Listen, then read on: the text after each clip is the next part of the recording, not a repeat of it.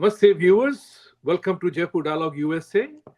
आज हम आपसे निवेदन करेंगे कि हमारे साथ आज जुड़े हैं बहुत दिनों के बाद मुकेश मोदी जी, जो फिल्म मेकर हैं। उन्होंने पहले भी पिक्चर बनाई है। इनको हमने संजय जी के साथ जयपुर डायलॉग पे भी आमंत्रण दिया था और वो शो बड़ा जबरदस्त हिट हुआ था। तो आज हम चर्चा करेंगे इनकी नई पिक्चर जो बनी है, पॉलिटिकल वॉर। इसके बारे में मैं डिस्क्लोजर दे दूं कि मुकेश जी और हम लॉन्ग आइलैंड में रहते हैं, एक दूसरे से अच्छा परिचय है, हम मित्र भी हैं और इन्होंने इस प्रोजेक्ट के बारे में हमसे चर्चा भी की थी।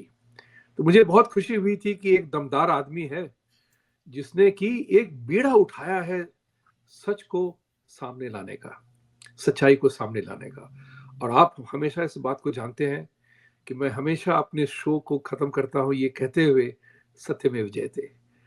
और मैं ये भी कहता हूं, ये भी आह्वान देता हूं कि सत्य अपने आप में कभी नहीं जीतेगा अगर हम और आप उसके लिए खड़े ना हुए, हम उसके लिए अगर ना लड़े तो just before I request Mukesh ji to talk, आपसे निवेदन है, please like, subscribe and support our channel. We are doing very well in the US and thank you very much for your support.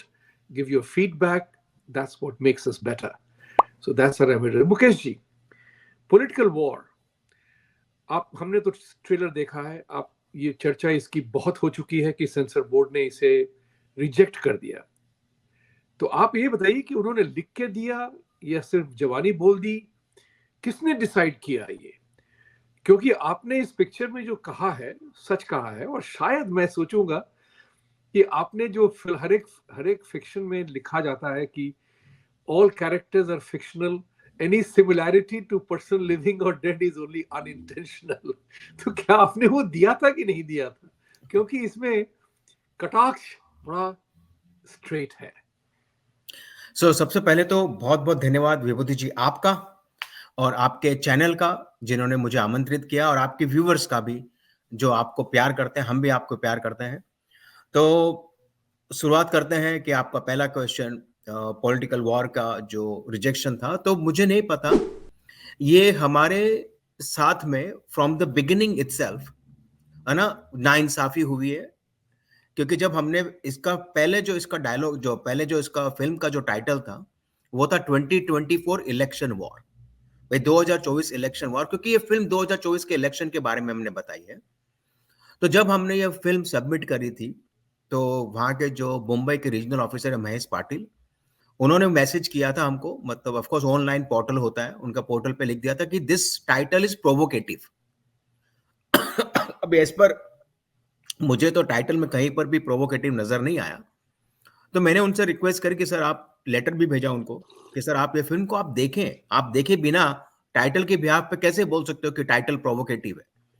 बोलता नहीं, हम फिल्म नहीं देखेंगे, आपको टाइटल चेंज करना पड़ेगा। सर आप समझो कि मेरे को फिल्म पूरी एडिट करनी पड़ेगी, नए पोस्टर बनाने पड़ेंगे। तो बोला नहीं, हम कुछ नहीं कर सकते। चलो ठीक है, फिर हमने उसका टाइटल चेंज करके पॉलिटिकल वॉर किया। जब पॉलिटिकल वॉर किया, उसके बाद फर्स्ट फिल्म, मतलब जो फर्स्ट कमिटी है, उन्होंने फिल्म देखी विद महेश पाटिल, जो रीजनल ऑफिसर है मुंबई के, उन्होंने भी देखी। और फिर ये हो गया कि उन्होंने फिल्म को रिजेक्ट कर दी without giving any show cause notification. एक सो कॉज नोटिफिकेशन उनको देना पड़ता है कि रीजन क्या है राइटिंग के अंदर, कि वो फिल्म को रिवाइज कमिटी में भेज रहे हैं, तो उसका रीजन क्या है। उन्होंने वो नहीं किया, वो एक वायलेशन है जो कि उन्होंने किया है महेश पाटिल ने, और उन्होंने फिल्म को रिवाइज कमेटी में भेज दी। रिवाइज कमेटी में जाने का मतलब ये हो गया कि फिर आप जब तक रिवाइज कमेटी नहीं देखेगी, जब तक आप उसके आगे कुछ नहीं कर सकते हो। और जो ऑनलाइन पे जो गाइडलाइंस है सेंसर बोर्ड की, उनको 15 दिन के अंदर ये फिल्म को रिवाइज कमेटी को देखना चाहिए। बट वहां पर बोलते हैं ना कि राम भरोसे काम चल रहा है, कोई स्टाफ है नहीं है, क्या हो रहा है किसको कुछ पता नहीं है। क्योंकि उसके बाद वो जो महेश पाटिल है वो कहीं चले गए, क्या हो गया उसके बारे में कुछ पता नहीं है। एक वीडियो वायरल हुआ था एक साउथ इंडियन विशाल का, जिन्होंने बैंक के ट्रांजैक्शन ऑनलाइन भेज दिए थे। इनके सेंसर बोर्ड के ऊपर आरोप लगाया था उन्होंने कि इन्होंने करप्ट, मतलब इन्होंने वो क्या बोलते हैं ना, रिश्वत खाई है।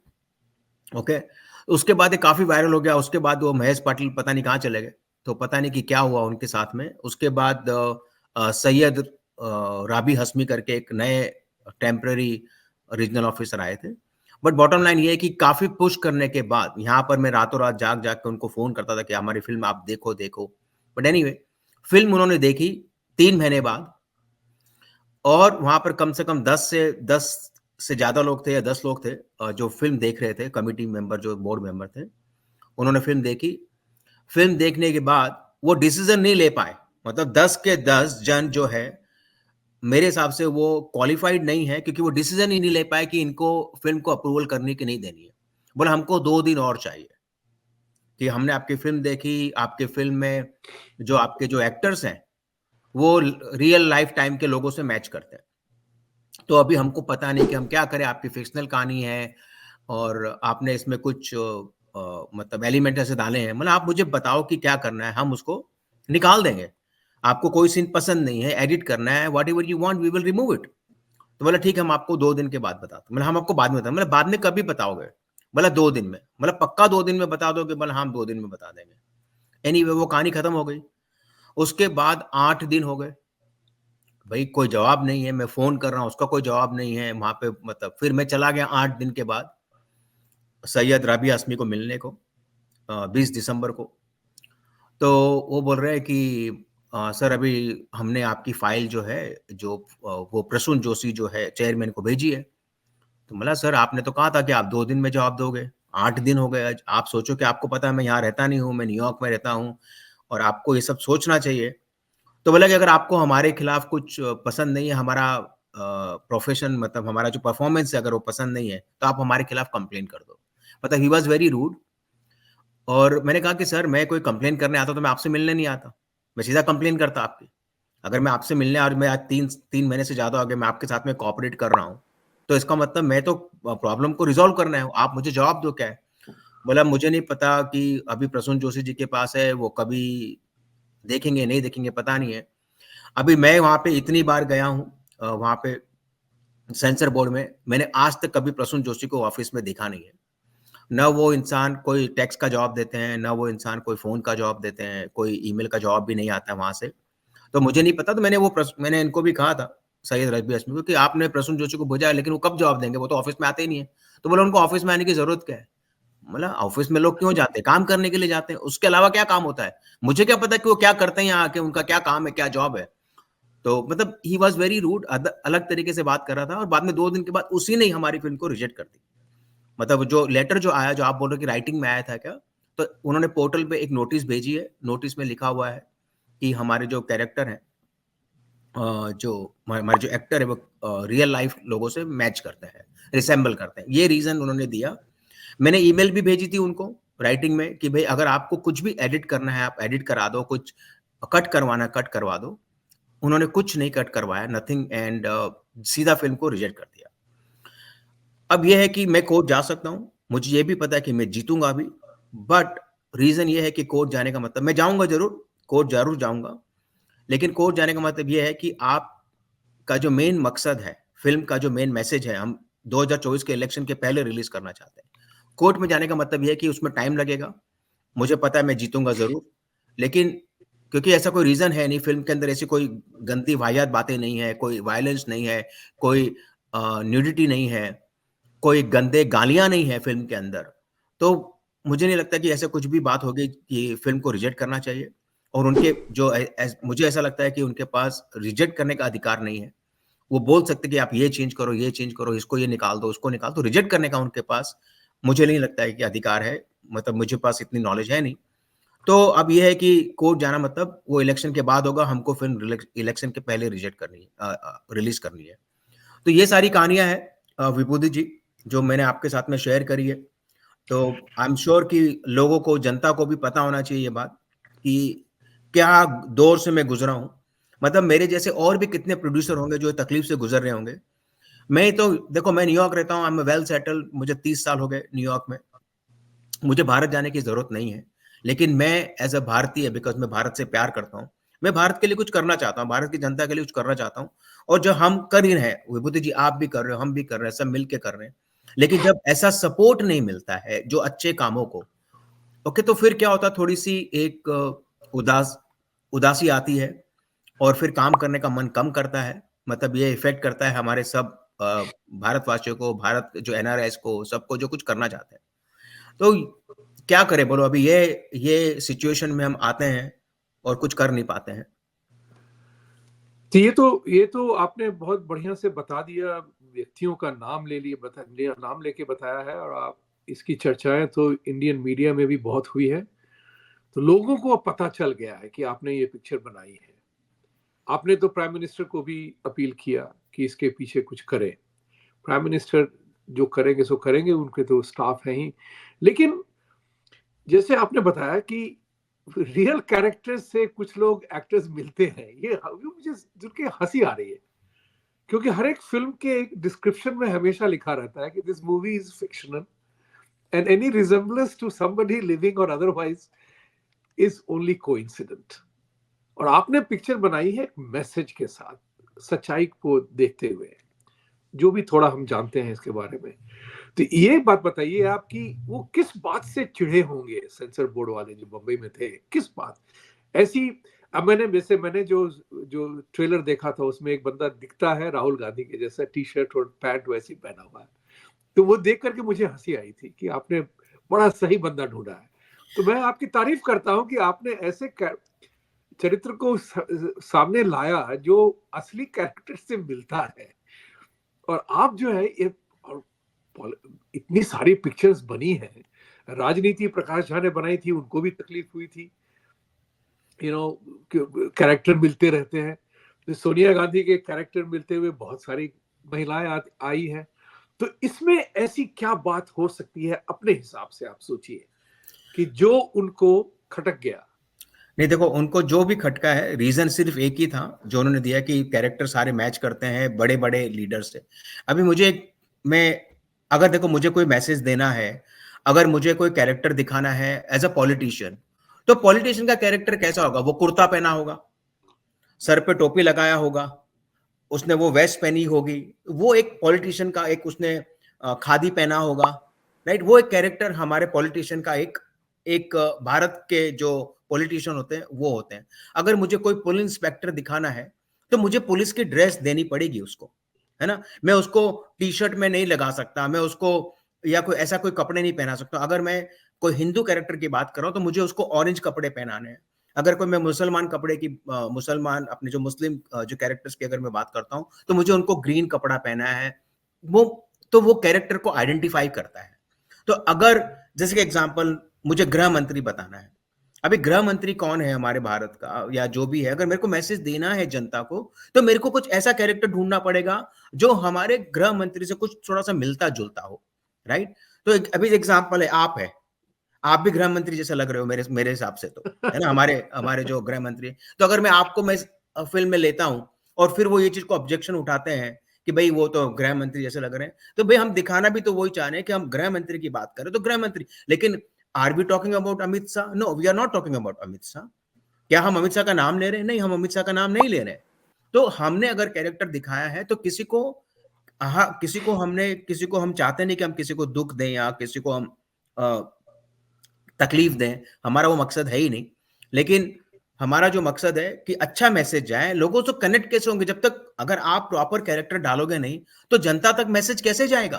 तो वो हमने कोशिश करी है कि जो हम बात कर रहे हैं कि भारत के प्रति जो विदेशी ताकतें हैं वो कैसे भारत को तोड़ने की कोशिश कर रही है, विद द हेल्प ऑफ भ्रष्ट नेता जो हैं उनके साथ में मिलके, वो पूरी दुनिया जानती है, पब्लिक डोमेन पे है, लोग बातें कर रहे हैं, हमने वही फिल्म में दिखाया है। लेकिन क्या होता है, ये जो बातें होती है न्यूज तक, वो बहुत कम लोगों तक पहुंचती है, लेकिन एक फिल्म का जो एक जरिया है वो काफी लोगों तक पहुंचता है।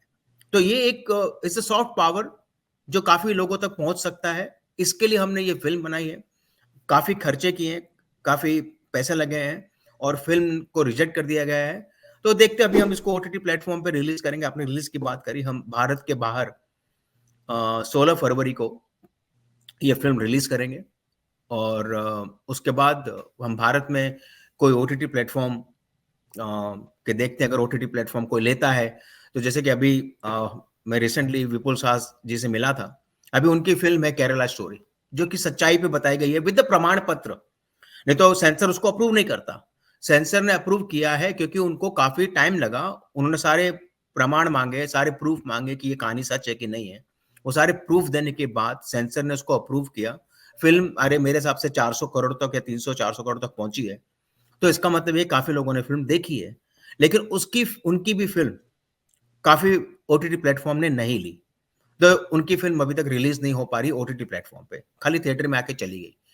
तो अब ये नहीं पता कि हमारी फिल्म को कोई लेगा नहीं लेगा, तो अब देखते हैं कि क्या करते हैं। हो सकता है कि अगर कुछ कोई नहीं लेगा तो हमको फिल्म तो रिलीज करनी है, तो हम indiefilmsworld.com जो एक प्लेटफॉर्म है उसके जरिए क्या तो रिलीज करेंगे और अपडेट करते रहेंगे आपको सबको, आपके चैनल के माध्यम से, न्यूज के माध्यम से, हमारे जो ट्विटर हैंडल है, जो हमारा इंस्टाग्राम हैंडल है, वहां पर हम अपडेट करते रहेंगे।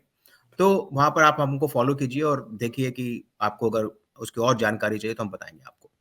आपकी आपकी मोहब्बत जो अपने देश के लिए है वो हम सब जानते हैं, और हम और आप एक ही विचारधारा के हैं इस मामले में।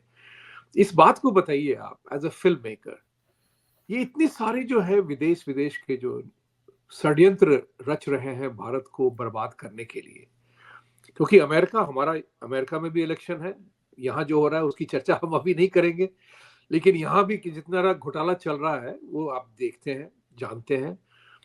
इंडिया में भी हो रहा है। तो मेरा ये मत है कि भारत और अमेरिका दुनिया के दो प्रोमिनेंट डेमोक्रेसी हैं, मोस्ट प्रोमिनेंट डेमोक्रेसीज हैं दुनिया के। मैं लार्जेस्ट, बिगेस्ट, स्ट्रॉन्गेस्ट, ओल्डेस्ट मैं नहीं करता, मैं कहता हूँ two most prominent democracies of the world इकट्ठे ही इलेक्शन जा रहे हैं। तो एक कहावत है, कहते हैं कि the unholy alliance of elitist, Marxist, Leninist and Islamist are out to hurt these two democracies using democracy के tools। क्या आपकी पिक्चर में इन सब चीजों को आपने दिखाया है? देखो, हमने फिल्म में काफी हद तक सच्चाई बताई है, और हमने मैसेज तो यही दिया है कि एट द एंड कि भाई विदेशी ताकतों से या भ्रष्ट नेताओं से आप प्रभावित ना हो, आप अपना दिमाग यूज करें। हमने जैसे इसमें मोटिवेट किया लोगों को वोट डालने को, और यही बताया कि अच्छे नेता को आप सिलेक्ट करें, जो भी अच्छे नेता है आप उनको सिलेक्ट करें, जो कि उनको इलेक्ट करें, क्योंकि वो ही एक इंसान, मतलब एक इंसान जो होता है वो अच्छा भी कर सकता है और खराब भी कर सकता है, आपकी कंट्री को ऊपर भी लेके आ सकता है, आपकी कंट्री को। एक इंसान ओके जो आपके पास पावरफुल है। एग्जाम्पल जैसे कि अगर मेरा अपना ओपिनियन है कि जो बाइडन हमारी कंट्री के लिए, अमेरिका के लिए, is not the good president. Okay, because इतने इलीगल लोग आ चुके हैं, उसकी वजह से इतने क्राइम बढ़ चुके हैं, उसकी वजह से मेडिकल इंश्योरेंस बढ़ चुकी है, क्योंकि इन सबको तो मेडिकल फ्री में मिला जा रहा है, इन सबको शेल्टर फ्री में दी जा रही है, सबको फ्री में दिया है, और उसमें कितने लोग हैं, क्या है, कहाँ से ये लोग आए, इनकी कोई जांच पड़ताल नहीं है, और क्राइम बढ़ ही रहा है। अगर आप देखोगे, मैं 30 साल हो गए यहाँ आके, क्राइम इतना बढ़ चुका है। तो जैसे कि जब हम 1947 की भी अगर बात करते हैं, तो उस समय क्या था, दो दोस्त थे, दोनों को प्राइम मिनिस्टर बनना था, तो उन्होंने क्या किया, बोला एक काम करते हैं यार, देश को डिवाइड कर देते हैं, है ना, एक का प्राइम मिनिस्टर तू बन जाए, एक का प्राइम मिनिस्टर मैं बन जाता हूं।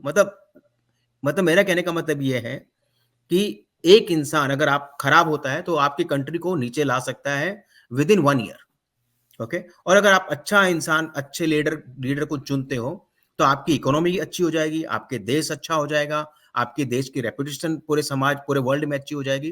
देखो, आई थिंक विभूति जी, मुझे नहीं पता आप मेरी बात से कितना सहमत होंगे, मुझे ये पता है कि 2014 के बाद जो भारतीयों की, भारत में जो हम रहते, भारत के बाहर जो रहते हैं, उनकी जो पहचान हुई है, जो रेपुटेशन हमको मिली है, वो पहले नहीं थी 2014 के पहले। लेकिन क्यों, मैं अगेन ये नहीं बोल रहा कि मोदी जी की वजह से, या नहीं तो बोलेंगे आप मोदी भक्त हो या मोदी जी को वो करते हो। सवाल मोदी जी का नहीं है, सवाल वो है कि वो इंसान ने आज 10 साल ऑलमोस्ट होने आ गए, वो इंसान ने एक छुट्टी नहीं ली है, इतना वो काम करते हैं। अगर हम, हमारे प्रधानमंत्री अगर इतना काम कर सकते तो हम क्यों नहीं कर सकते? अगर उनमें कुछ करने की भावना है, उन्होंने अपना पूरा घर बार छोड़ के 140 करोड़ लोगों को अपना परिवार बनाया है, और अपने 140 करोड़ के लिए अगर वो कुछ कर रहे हैं, तो हम भी थोड़ा सा कुछ कर सकते हैं। अभी कुछ करने के लिए मैं आपको एक और बात बोलता हूं कि जैसे अभी इतने सालों के संघर्ष के बाद हमारा राम मंदिर का उद्घाटन हो रहा है 22 जनवरी को। हमने राम मंदिर के लिए भी हम कुछ डेडिकेट करना चाहते हैं। हमने एक गाना है, जय श्री राम का गाना हमने एक डेडिकेट किया है थ्रू हमारे फ़िल्म पॉलिटिकल वॉर के थ्रू डेडिकेट किया ना हम ये दे जय श्री राम का गाना मूवी में है? हाँ जी, हाँ जी, ओके, हाँ जी। ओके। मूवी में गाना है, वो हमने अभी उसको यूट्यूब पे रिलीज़ किया है। वो गाना मतलब बहुत प्यारा गाना है, उसके वर्डिंग्स बहुत प्यारे हैं। तो वो गाना हमने डेडिकेट किया। हम तो लोगों को भी बोलेंगे आप भी कुछ डेडिकेट करो, मतलब इतने संघर्ष के बाद अगर आप कुछ नहीं कर सकते हो, तो मैं एक रिक्वेस्ट करूँगा कि 22 जनवरी को अपने घर में एक दिया लगा दो। एक पॉजिटिव मैसेज, एक पॉजिटिव वाइब भेजो, क्योंकि अगर आप राम जी की हिस्ट्री सुनोगे या कहानी सुनोगे जो भी है, तो आप देखोगे कि वो एक महापुरुष थे। उन्होंने कैसे अपने जीवन को इवन राजा होने के बावजूद भी कैसे अपने जीवन को एक आम आदमी की तरह व्यतीत किया, गरीब की तरह व्यतीत किया। 14 साल तक वनवास किया उन्होंने। मतलब हर वो इंसान की अगर कहानी सुन के इतना हम सीख सकते हैं कि माँ-बाप की रिस्पेक्ट करना, माँ-बाप के आदेशों को पालना, चाहे वो कितनी भी तकलीफ से। मतलब आप सोचो कि वो इंसान कल राजा बनने वाला है और रात को उसके पिताश्री बोलते हैं कि आपको कल से वनवास जाना है, वो भी 14 साल तक। आप सोचो कि वो इंसान के माथे पे कोई सनक नहीं, कोई टेंशन नहीं, बोला ठीक है पिताजी आपकी जो आज्ञा। मतलब वो एक इंसान फिर अपने धर्म पत्नी के लिए लड़ाई करना, किसी और औरत को देखना नहीं, मतलब इतना मतलब वो इंसान के मतलब भगवान है वो, इंसान तो मैं बहुत गलत मेरी बात मुँह से बात निकल रही है। लेकिन अगर हम राम जी की अगर कहानी रामायण पढ़ते हैं, तो उसमें सिर्फ़ और सिर्फ़ पॉज़िटिव चीज़ें सीखने को मिलती है। चाहे वो भरत जी हो, चाहे वो लक्ष्मण जी हो, कि कोई भी हो। तो ये बहुत अच्छा चीज़ है जो हो रही है और आई थिंक आप लोग सबको एक कुछ डेडिकेट करना चाहिए, कोई ट्रिब्यूट करना चाहिए और एक पॉज़िटिव मैसेज पूरे समाज में फैलाना चाहिए। बिल्कुल सही कहा आपने। मैं आपको अभी तुरंत ही बता देता हूँ। आपने पूछा था कि whether I agree with you or not about 10 साल से जो हुआ है। आप मुझसे परिचित हैं, तो जितना हम भारत के लिए जो करते हैं, तो इतना तो मैंने भी कितनी बार शो में कहा है कि मोदी जी के आने के बाद जो करप्शन का बैज पहनते थे, वो हमने उठा के फेंक दिया। तो ये बहुत बड़ी बात कही है आपने कि हमारी जो पहचान है, हमारी आइडेंटिटी जो है विदेशों में बहुत अच्छी बनी है। ऐसा यहाँ तक कि आपको याद होगा कि ट्रंप की सरकार में थे, एक बड़े सीआईए के हेड थे जो सेक्रेटरी ऑफ स्टेट थे, उनका नाम उनको उतर रहा है। उन्होंने भी कहा था कि मोदी है तो मुमकिन है। ये फ्रेज हो गया था दुनिया भर में, राइट? यस, तो यस। आज ये भी देख रहे हैं कि कौन गुन पार्टी, मैं तो कांग्रेस पार्टी को कौन गुन पार्टी कहता हूं, उन्होंने श्री राम के इस अभिषेक का भी जाना उन्होंने मना कर दिया है। तो कितना वो देखिए, मेरे सामने यहाँ पे देखेंगे आप, श्री राम की मूर्ति है, लक्ष्मण जी की और हनुमान जी की यहाँ पे लगी हुई है। तो राम भरोसे नहीं कहते हैं, राम जी की इच्छा से ही सब कुछ हो रहा है। यस। आप अभी जो स्ट्रगल कर रहे हैं, वो विश्वास रखिएगा, ये जनवरी 22 को आई थिंक सेंसर बोर्ड आपको पास कर देगी ये पिक्चर। आई फील चेंज और नो चेंज। सच्चाई कभी झुकती नहीं है, सच्चाई को पकड़ के चलने वाला चाहिए। हम आपकी बहुत दाद देते हैं इस मामले में। एक और बात पूछनी थी, वो ये है कि ओटीटी प्लेटफॉर्म पे जैसे कि हम देखते हैं कि एंटी हिंदू बहुत सारी पिक्चर्स बनती हैं। अभी लेटेस्ट हुई है जो अन्नपूर्णा के नाम से आई थी पिक्चर, अन्नपूर्णी। अन्नपूर्णी, और वो पिक्चर अब आज के सुबह की खबर है कि नेटफ्लिक्स ने उसे उतार दिया है। तो मेरा ये पूछना है कि क्या सेंसर बोर्ड इन सब पिक्चर्स को पास करती है कि वो नॉट, सेंसर बोर्ड का कुछ मामला नहीं है? देख आपने एक क्वेश्चन पूछ के बहुत मुझे एक अपॉर्चुनिटी दी है और भी अच्छी बातें बोलने की। बोलिए। अभी जैसे एनिमल फिल्म आई थी, ओके। राइट। एनिमल फिल्म में क्या दिखाया, वायलेंस, सिर्फ वायलेंस बताया है, ओके। और महिलाओं के प्रति अत्याचार बताया है और जो हीरो है वो अपनी धर्म पत्नी के ऊपर चीट करता है, वो अच्छी बात बताई गई है। तो मतलब आप कहाँ क्या कल्चर देना चाहते हो भारत को आप?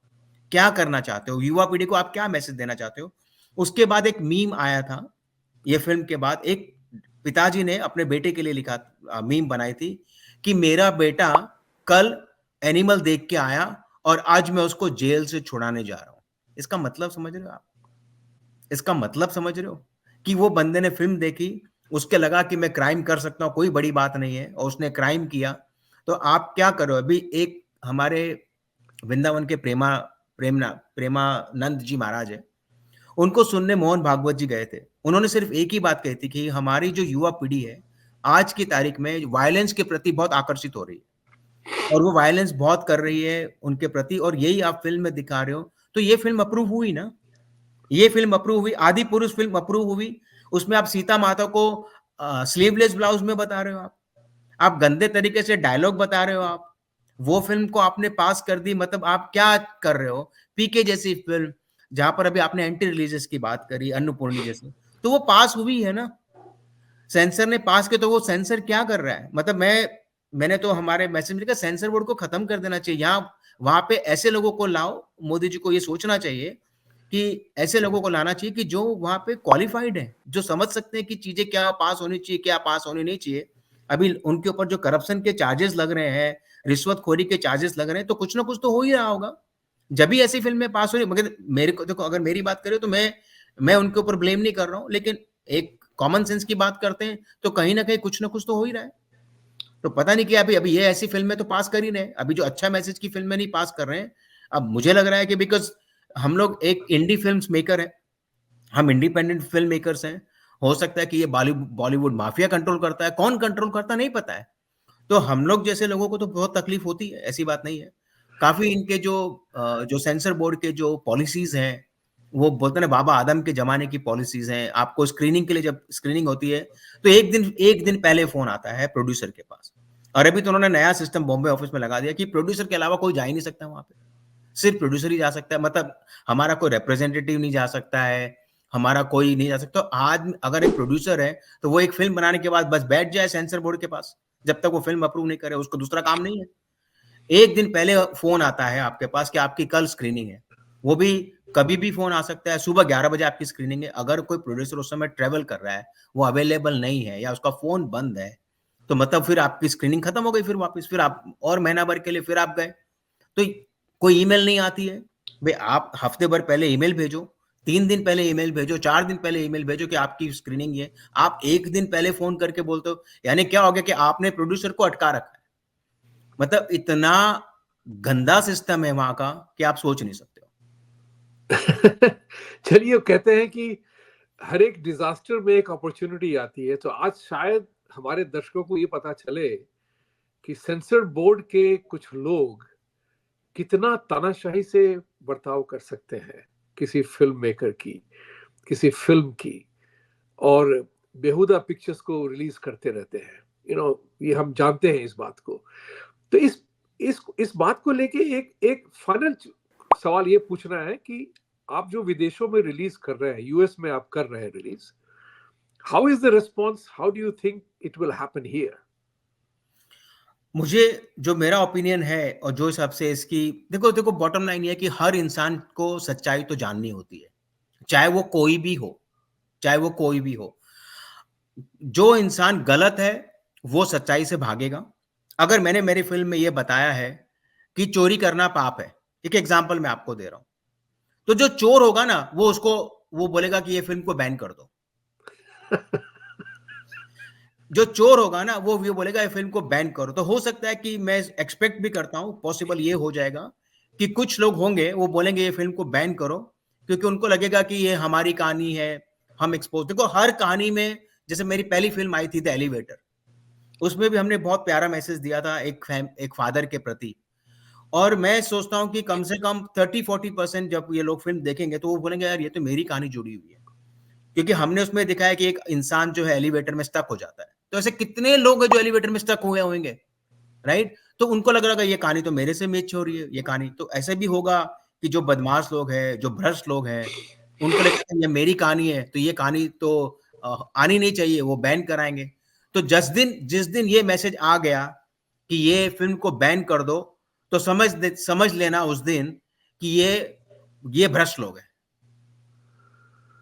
आपने बहुत दमदार बातें कही हैं, और मेरा विचार है कि लोगों की जागरूकता बढ़े, क्योंकि जानकारी बड़ी चीज होती है। क्योंकि अगर ये हादसा आपके साथ हुआ है, बहुतों के साथ हो रहा है, तो ये जो है इस, लेकिन आप चूंकि पान का बीड़ा उठा के लड़ गए हैं, युद्ध में उतर गए हैं, और आपके पास चॉइस है, थैंकफुली आपके पास थैंकफुली चॉइस है कि आप यूएस थिएटर्स में इसको रिलीज कर सकते हैं, और कर रहे हैं आप। हमारा आपका सपोर्ट है इसके ऊपर। So we want to see this movie, everybody wants to see the movie. तो जैसे आपने कहा, ऐसी कौन सी चीज है अपार्ट फ्रॉम सिमिलैरिटीज लोगों को देखते हुए कि आपके थीमेटिक प्रोडक्शन में, डायरेक्शन में कहीं एक ऐसी चर्चा बताइए लोगों को जिसमें कि सच्चाई को आपने किस तरह से दिखाया है? That will be my last question. No, don't worry. मैं आपका 2-3 मिनट और लूंगा। एक कहानी मैं आपको सुनाना चाहता हूँ, क्योंकि आपने कहा कि ऐसे कितने और होंगे हमारे जैसे जो तकलीफ से गुजर रहे होंगे, और हमने एक पीड़ा उठाया। तो होता यही है कि बहुत कम लोग होते हैं कि जो फाइट बैक करते हैं। वो कितने लोग बोलेगा छोड़ दो, कोई मतलब नहीं है, कोई यूजलेस है। इवन मुझे भी मैसेज आया कि आप ये सब क्यों कर रहे हो, क्यों फाइट कर रहे हो, छोड़ दो, उसमें कुछ आनी जानी नहीं है। ओके, तो मैं आपको एक छोटी सी फटाक से कहानी सुनाता हूँ। जब मैं क्वींस में रहता था, न्यूयॉर्क में, तो उस समय मैं 2 फोन कैरी करता था मेरे साथ में, और मैं ऐसा फोन पे बात कर रहा था, और किसी ने मेरे फोन को, 3-4 लोग थे, यंग लड़के थे 16 साल के, उन्होंने मेरे फोन पे झपट्टा मार के मुझसे फोन लेके भाग गए। आपको भी पता है सर, न्यूयॉर्क में क्या बोलते हैं लोग, हर जगह पे बोलते हैं, अगर कोई आपका कोई चीज लेके भाग जाता है तो छोड़ दो, उसको कुछ मत करो, क्योंकि उसके पास गन हो सकती है, उसके पास नाइफ हो सकता है, कुछ भी हो सकता है। मैं उनका पीछा किया, उनके बिल्डिंग तक भागा जहां तक मैं भाग सकता था। साथ में दूसरे फोन से 911 फोन किया, पुलिस आ गई, पुलिस को मैंने बंदे बता दिए, लेकिन उसके बावजूद भी वो पकड़े नहीं गए, क्योंकि वो हाईवे के अदर साइड चले गए थे। लेकिन हमने वो बिल्डिंग में देखा। फिर वो पुलिस बोले कि क्या करना चाहते हैं आप, फाइल कंप्लेन करना चाहते हैं? बोला डेफिनेटली करना चाहता हूँ। तो बोले आप हमारे साथ में पुलिस स्टेशन चलो, हमारे पास। बोला आप बंदे को पहचान सकते हैं? बोला हाँ, मैंने उसकी आंखों में आग से देखा है, मैं उसको पहचान सकता हूँ। तो बोला आप हमारे साथ में पुलिस स्टेशन चलो। हम पुलिस स्टेशन गए, वहां पर उसने मुझे बहुत सारी फोटो दिखाई। बोला आप ने एक काम करो, ये फोटो मैं नहीं देखना चाहता हूँ। बोले क्यों? बोले मैं ये फोटो देखूंगा, जो मेरे दिमाग में छवि बसी हुई है वो निकल जाएगी, जो दिमाग में जो जो छवि है वो निकल जाएगी। तो बोले फिर आप क्या चाहते हो? बोला मुझे डिटेक्टिव हेल्प चाहिए। बोले आपको डिटेक्टिव हेल्प क्यों चाहिए? मैंने आई वाज रॉब्ड, मुझे डिटेक्टिव हेल्प चाहिए। वो जहां पर मुझे पता कौन कौन से रास्ते से गए हैं, वो वहां पे कहीं ना कहीं तो कैमरा होगा, वीडियो कैमरा होगा, सीसीटीवी होगा, तो हम उसके जरिए पकड़ सकते हैं उनको। तो बोला कि अच्छा आज तो डिटेक्टिव नहीं है, हम आपको आपका नंबर छोड़ जाओ, हम आपसे बात करेंगे। 2 दिन के बाद मुझे नेक्स्ट डे, आई थिंक 2 दिन के बाद या नेक्स्ट डे फोन आ गया मुझे डिटेक्टिव का कि आप परसू करना चाहते हैं? बोला हाँ। तो बोला आप वो बिल्डिंग में चलेंगे? बोला हाँ चलूंगा। मैं बिल्डिंग में गया, उनको बताया, उनको सीसीटीवी मिल गया, बंदा मिल गया, उसके हाथ में मेरा फोन है, वो सारी इमेजेस आ गई। उसके बाद बोले ठीक है हम आपको कांटेक्ट करेंगे। महीना भर हो गया, कोई कांटेक्ट नहीं। फिर मैं उनको फिर फोन किया डिटेक्टिव, मतलब क्या हो गया? बोलता कि नहीं आप कल आ जाओ, हम आपको कल पिकअप करेंगे। और हम वो जो स्कूल में जाता, हमने पूरी उसकी इंक्वायरी करी। हम स्कूल गए, वो बंदा उस दिन आया नहीं स्कूल से। तो वो डिटेक्टिव मुझे बोले कि आप एक काम करो, आज तो वो लगता आया नहीं है, तो आप है ना, हम आपको कल पिकअप करेंगे। तो मैंने कहा कि एक रिक्वेस्ट है आपसे। बोले बोलो। बोले अगर बंदा स्कूल नहीं गया है तो इसका मतलब किसी और को रॉब करेगा आज वो, इसका मतलब वो स्ट्रीट पे कहीं तो घूम रहा है, तो कहीं हम ढूंढ सकते हैं यहाँ नेबरहुड में। तो मेरे को वो बोलता है detective you don't give up. मतलब गिव अप क्यों करूं मैं? फिर हमने ढूंढा, वो बंदा मिल गया स्ट्रीट के ऊपर, उसको हाथ में हथकड़ी पहनाई, उसको जेल भेजा गया। डिटेक्टिव मुझे बोलता है कि 98% people don't complain, 98% people don't complain. उनको कोई लेना देना नहीं होता है, उनके साथ में रॉब हो जाता है, वो भूल जाते हैं। Because of you, only because of you, one bad person is out of the street. Only because of you one bad person is out of the street. So I would request everyone, अगर आपके साथ में कोई जाति हो रही है तो प्लीज बोलें, आवाज उठाएं, क्योंकि आपको अधिकार है जीने का, आपको अधिकार है फ्रीडम ऑफ स्पीच का, तो आप उसके डेफिनेटली करिए। तो ये एक छोटी सी मैंने कहानी आपको बोली। I am sorry about that. नहीं नहीं, बहुत ही सही कहानी कही आपने, क्योंकि 99%, 98 छोड़िए, 99% लोग छोड़ देते हैं। आपके साथ इस सिलसिले में तो सिर्फ फोन का मामला था, और आपने उसको परसू किया। You took 1% out of the street. भाइयों और बहनों, ये मैसेज है ज्यादती को सहेंगे तो मेरा जो फ्रेज है, if you tolerate the intolerance of intolerant, their intolerance increases multiple times. इसलिए उसका हिंदी में अनुवाद है, बदतमीजों की बदतमीजी अगर आप सहते रहेंगे तो उनकी बदतमीजी और भी बढ़ती जाती है। इसलिए हमें युद्धग्रस्त होना पड़ेगा अपने राइट्स के लिए, और दूसरों की राइट्स ऑटोमेटिकली प्रोटेक्ट होती है। तो मुकेश जी बहुत बहुत धन्यवाद आज आने के लिए शो में, और आपने जो चर्चाएं की हैं, I personally collectively wish you all the best for a great success of the movie. Thank you ji. And मेरा पूरा विश्वास है, राम भरोसे नहीं, राम जी पर विश्वास है कि सही होगा और ये पिक्चर रिलीज होगी। ओटीटी जैसे भी हो, दुनिया देखेगी इसे। तो with this support to people watching this movie, please like, subscribe and support our channel, give our feedback। सत्यमेव जयते। और मैं हमेशा कहता हूं, सत्य को जिताना है तो आपको सत्य के लिए उठना पड़ेगा। Thank you very much for watching. Take care. जय श्री राम, जय हिंद। जय श्री राम, जय हिंद।